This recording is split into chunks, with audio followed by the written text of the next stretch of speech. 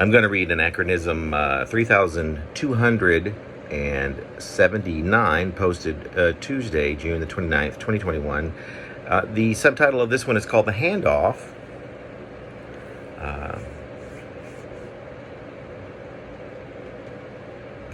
The combine of our past is here to meet us just past the cusp of the future forecast.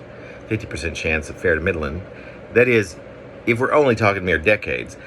Beyond that, it is left to the fair to middling people to forecast. Fair to middling people at Forecast Limited. The handoff will transpire at the museum, most convenient to all parties involved, so long as no party occurs at the museum. We have arrived at the museum directly from the University of Vague Journalism, and just in the nick of time. The 4 students are all ABD at the UVJ, a nouveau boutique encampment set up by Ventures and Vectors Incorporated, limited to, in the words of its CEO and founder, quote, catch the media up with the times, unquote. And was an idea concocted by a bored venture capitalist one evening less than a decade hence, and who thought he might make the news more interesting by incorporating standard arc and plot aspects commonly utilized by fiction's mystery suspense genre.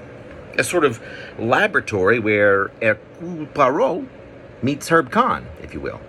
Worried that revenues were flattening at the fledgling university, the CEO and founder, who was the very same venture capitalist who had come up with the kernel concept, had now contrived a win-win plan whereby he'd reverse the trend downward by incorporating the deep pockets of the art world, which had become the lucrative juggernaut du jour.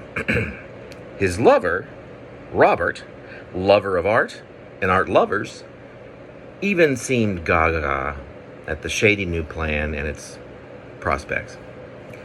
When given the lowdown on the deal, Robert had seemed a bit unimpressed, but later that evening, both of them lying in bed after a rather satisfying romp, Robert finessed his way back to his market-savvy man, plopped his head upon the same pillow so that Robert's lips were at his lover's ear, and whispered, anything you want, darling.